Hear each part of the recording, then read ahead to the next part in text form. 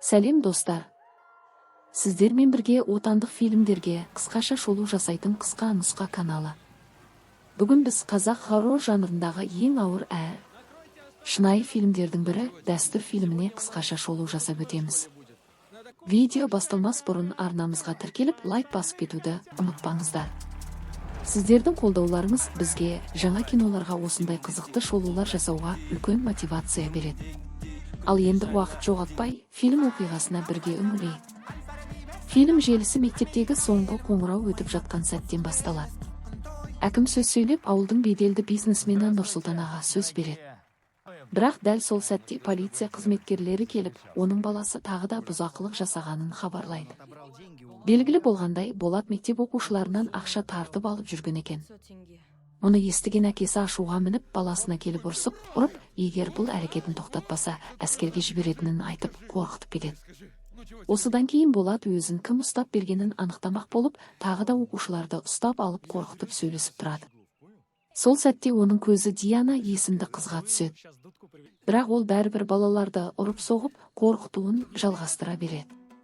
Ал дәл осы уақытта мектеп түлектері мәдениет үйінде концерт өткізіп жатады. Диана сол жерде домбыра шертіп өнер көрсетеді.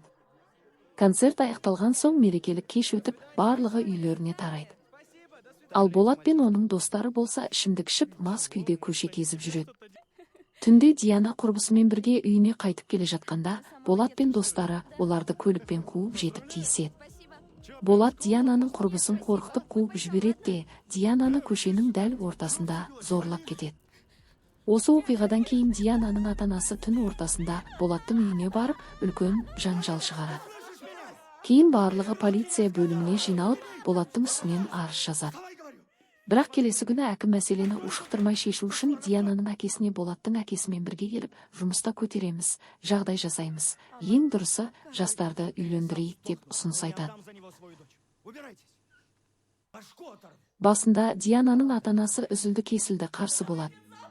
Бірақ қысым күшейген сайын олар амалсыз келісуге мәжбүр қалады. Осылайша тойдың дайындығы басталады. Бірақ бұл той сырттай ғана той сияқты болғанымен, ішіндегі адамдардың көңіл-күйі қара жамылған үйдей ауыр еді. Құдалықтың өзі жерлеу рәсіміндей суық өтеді. Жастар мешітке барып неке қидырады. Сол кезде молда қыздан махыр сұрайды. Диана болса махырға бостандық сұрайды. Бірақ Болаттың достары мұны күлкіге айналдырып, ыржалақтап жібереді. Соңында бәрі тарқап кетеді. Кешке дүркіретіп үлкен той өтеді. Жастардың ортаға шығып билейтін сәті келгенде, Диана бұл қорлыққа шыдай алмай, жігітті тастап тойдан қашып шығып, орманға қарай жүгіріп кетеді. Болат оны іздеп барып, қыздың ағашқа асылып тұрғанын көреді. Абырой болғанда дер кезінде құтқарып қалады. Осы жерге дейін көріп отырсаңыздар, міндетті түрде лайк басып кетіңіздер. Қазақ киноларына осындай толық әрі мағыналы шолулар ұнаса, пікірге қай фильмге шолу жасағанымды қалайтындарыңызды жазып кетіңіздер. Ертесіне Болаттың анасы келінін асқа шақырады. Бірақ Болат Диананың аяғы ауырып тұр деп бөлмеден екеуі де шықпай қояды. Сол күні Болаттың әкесі мал қорадан өте қорқынышты көрініске тап болады, екі басты бұзау туылыпты. Ауыл адамдары мұны жаман ырымға балайды. Бірақ Нұрсұлтан аға оны дереу сойып тастайды. Түсте Болаттың анасы теледидар қарап отырғанда, аяқ астынан экраннан Диананың бейнесін көреді. Диана эфирде ата-анасы өзін жауыз адамдарға сатып жібергенін айтып жатады.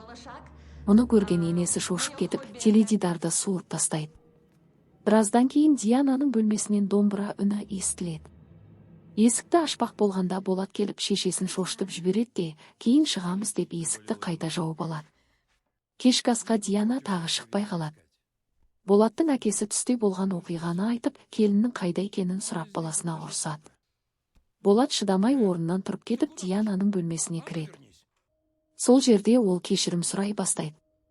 Диана болса аяғы ауыр екенін айтады. Мұны естіген Болат қатты қуанып, әке-шешесіне айтқысы келеді. Бірақ Диана кейін бірге айтайық деп тоқтатып қояды. Түнде Болаттың анасы қорқынышты түс көріп оянады.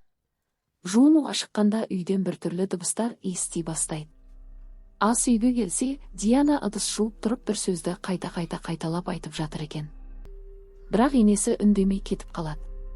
Ертеңінде ол дастархан жайып отырып, келіннің түнімен манты жасап шыққанын айтады. Дәл сол кезде жұмысшылар келіп, қорадағы бірнеше қойдың өлтірілгенін хабарлайды. Олар полиция шақырып, бейнебақылау орнатады. Полицейлер басты күдікті ретінде Диананың әкесін ойлайды.